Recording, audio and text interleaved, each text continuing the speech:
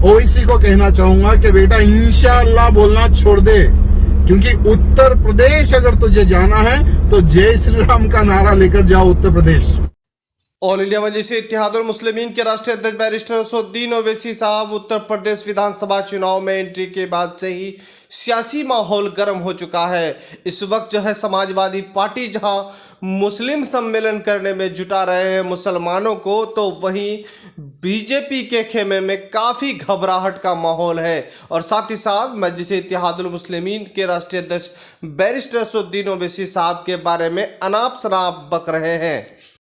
असदुद्दीन ओवैसी जो हैदराबाद का सांसद है, वो ये कहता है कि यूपी में हम 100 सीट पर चुनाव लड़ेंगे, एएमआईएम चुनाव लड़ेगी और योगी जी को हम मुख्यमंत्री बनने नहीं देंगे इंशाअल्लाह। ये असदुद्दीन ओवैसी के शब्द है। तो मैं ओवैसी को कहना चाहूंगा कि बेटा इंशाअल्लाह बोलना छोड़ दे, क्योंकि उत्तर प्रदेश अगर तुझे जाना है तो जय श्री राम का नारा लेकर जाओ उत्तर प्रदेश, क्योंकि वो राम की नगरी है और राम की सेना ऐसी है बेटा, तू एक रावण है और वहां की वानर सेना तुझे जिंदा जला देगी। उत्तर प्रदेश है वो, सोच समझकर पैर रखना, क्योंकि वहां के राजा योगी आदित्यनाथ है और तेरे जैसे नाक सांपों के सर योगी जी को अच्छा पता है कि कैसे खुंदना है। उत्तर प्रदेश विधानसभा चुनाव में मजलिस इत्तेहादुल मुस्लिमीन के राष्ट्रीय अध्यक्ष बैरिस्टर असदुद्दीन ओवैसी ने 100 सीटों के ऐलान के बाद वहां के छोटे छोटे दलों के साथ गठबंधन कर संकल्प भागीदारी मोर्चा बनाया है। तभी से वहां पर सभी दलों में खौफ का माहौल दिख रहा है। यह खौफ का माहौल मजलिस इत्तेहादुल मुस्लिमीन पर धमकी भरे अल्फाज से लोग बक रहे हैं। इस वक्त मजलिस इत्तेहादुल मुस्लिमीन जो मजबूत है और साथ ही साथ जिला पंचायत चुनाव में शानदार कामयाबी के बाद वहां पर और दीगर सियासी पार्टियों में खलबली सा मच गया है। अब 2022 में चुनाव है, लेकिन समाजवादी पार्टी ने वहां पर मुस्लिम जो है सम्मेलन करना शुरू कर दिया है। अगर समाजवादी पार्टी मुस्लिम सम्मेलन कर रही है, मुस्लिमों को एकजुट कर रही है, तो उसे मुस्लिम पार्टी को भी शामिल कर लेना चाहिए था। अगर मजलिस इत्तेहादुल मुस्लिमीन को वो गठबंधन कर लेता तो यकीनन था कि मुसलमान उसके तरफ हो जाता। अब जो है उत्तर प्रदेश के लोगों पर निर्भर करता है कि ये मुस्लिम सम्मेलन जो है किस तरह से सियासी समीकरण वो बनाने जा रहे हैं समाजवादी पार्टी। और भले ही समाजवादी पार्टी एक तरफ मजलिस इत्तेहादुल मुस्लिमीन का खिलाफ बोल रहे हैं, लेकिन इस वक्त जो है बीजेपी के खेमे में और खलबली सा मच गया है। जिस तरह से धमकी भरे अल्फाज बैरिस्टर असदुद्दीन ओवैसी साहब पर दे रहे हैं, ऐसा लग रहा है कि उत्तर प्रदेश में एंट्री होने से मजलिस इत्तेहादुल मुस्लिमीन को बहुत परेशानी का सामना करना पड़ सकता है।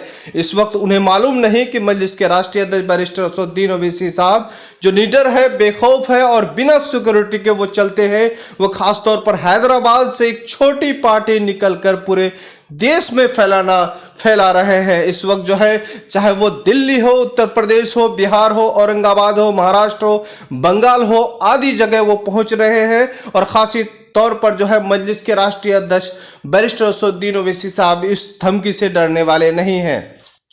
फिलहाल बता दे चले कि उत्तर प्रदेश में जिस तरह से सियासी माहौल गर्म है, ऐसा लग रहा है कि मजलिस इत्तेहादुल मुस्लिमीन को जो है आने वाले दिनों में और बड़ी बड़ी चुनौतियों का सामना करना पड़ सकता है।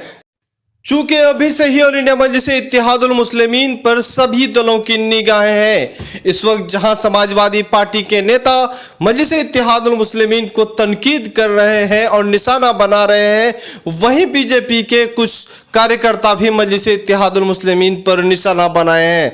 लेकिन बैरिस्टर असदुद्दीन ओवैसी साहब 8 जुलाई को उत्तर प्रदेश की सरजमीन में पहुंच रहे हैं और पहुंचकर ही इन लोगों को शायद जवाब देंगे। इस वक्त जो है मजलिस इत्तेहादुल मुस्लिमीन जो है 100 सीटों पर चुनाव लड़ने का ऐलान तो कर दिया है, लेकिन पार्टी जमीनी स्तर तक मजबूत कर रहा है। वहीं मजलिस इत्तेहादुल मुस्लिमीन के प्रदेश अध्यक्ष शौकत अली ने 75 से 80 विधानसभा ऐसे हैं जहां पर पार्टी सर्वे कर ली है और खास तौर पर अपने उम्मीदवारों को अब चयनित करना शुरू कर दी है। लेकिन मजलिस इत्तेहादुल मुस्लिमीन जो है राष्ट्रीय अध्यक्ष बैरिस्टर असदुद्दीन ओवैसी साहब 8 जुलाई को पहुंच रहे हैं, बड़ा ऐलान करेंगे और साथ ही साथ जो उत्तर प्रदेश में विपक्ष के बौखलाहट और घबराहट के बारे में भी तफसील सा जवाब भी देंगे। इस वक्त जो है मजलिस इत्तेहादुल मुस्लिमीन के निगाहें उत्तर प्रदेश चुनाव है और उत्तर प्रदेश चुनाव का वक्त अभी 6 से 7 महीने का वक्त है, लेकिन ऐसा लग रहा है कि मजलिस वहां पर पहुंचने के बाद चुनावी माहौल अब और सभी का समीकरण वहां पर बिगाड़ करके रख दिया है। इस वक्त देखा जा रहा है कि जहां मजलिस इत्तेहादुल मुस्लिमीन 100 सीटों पर चुनाव लड़ने का अपना ऐलान कर दिया है, वहीं विपक्ष के खेमे में अब समीकरण वो ढूंढता नजर आ रहा है। एक तरफ मुस्लिम वोट बैंक जो समझ रहा था ऐसे राजनीतिक दलों का अब मुस्लिम वोट जो है खिसकते जा रहा है, क्योंकि मजलिस इत्तेहादुल मुस्लिमीन 2014 में पार्टी आई और लगातार वहां पर काम करती रही। भले ही मजलिस इत्तेहादुल मुस्लिमीन को पिछले विधानसभा चुनाव में उत्तर प्रदेश में कामयाबी नहीं मिला था, लेकिन कुछ सीट ऐसा था जहां पर मजलिस इत्तेहादुल मुस्लिमीन के उम्मीदवार दूसरे स्थान में था।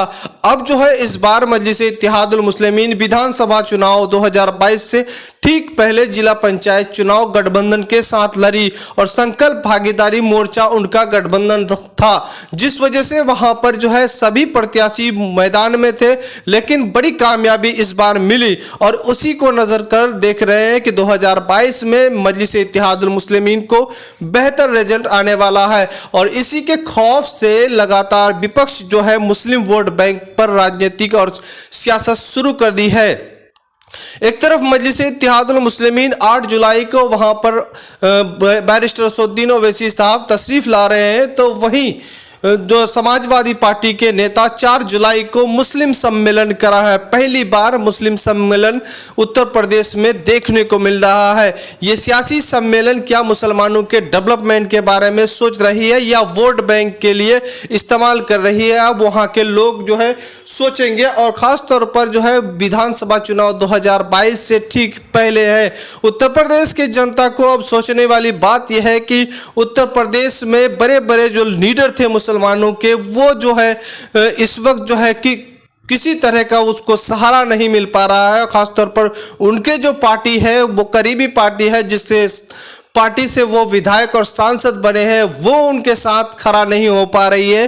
तो इस वक्त मजलिस इत्तेहादुल मुस्लिमीन एक बेहतर विकल्प के तौर पर आया है। अब जो है वहां पर किस तरह से बदलाव होगा और किस तरह का समीकरण तैयार होगा यह आने वाले दिनों में बताया जाएगा। लेकिन फिलहाल जो वहां पर समीकरण बनाने के लिए समाजवादी पार्टी के नेता फिलहाल 4 जुलाई को वहां पर मुस्लिम सम्मेलन कर रही है, तो उनके कटाक्ष में बैरिस्टर असदुद्दीन ओवैसी साहब 8 जुलाई को उत्तर प्रदेश की सरजमीन में आ रहा है। इधर जो है सियासी माहौल बहुत ही गर्म है। एक तरफ बीजेपी के जो कार्यकर्ता हैं वो लगातार मजलिस इत्तेहादुल मुस्लिमीन को निशाना बना रहे हैं और ख़ास तौर पर जो है चुनाव करीब आते आते तरह तरह का बयान दे रहे हैं और धमकी भरे अल्फाज जो है बैरिस्टर असदुद्दीन ओवैसी साहब को नवाज रहे हैं। अब ऐसा लग रहा है कि वहां का चुनावी माहौल अब जो है शुरू हो चुका है। फिलहाल जो है आपको हम दिखाए कि इस तरह का धमकी भरे अल्फाज बैरिस्टर असदुद्दीन ओवैसी साहब को दिया जा रहा है, लेकिन उत्तर प्रदेश में बड़ी चुनौती मजलिस के तरफ से होगा और इस चुनौती को मजलिस के राष्ट्रीय अध्यक्ष बैरिस्टर असदुद्दीन ओवैसी साहब को निपटने के लिए पूरा प्रयास करना होगा, तभी उत्तर प्रदेश जो है कामयाबी मिल सकती है। इस वक्त आप देख रहे हैं द मैसेज न्यूज। इस तरह से न्यूज़ पाने के लिए हमारे चैनल को सब्सक्राइब करें, अच्छा लगे तो लाइक करें, दोस्तों को शेयर करें। खुदा हाफिज।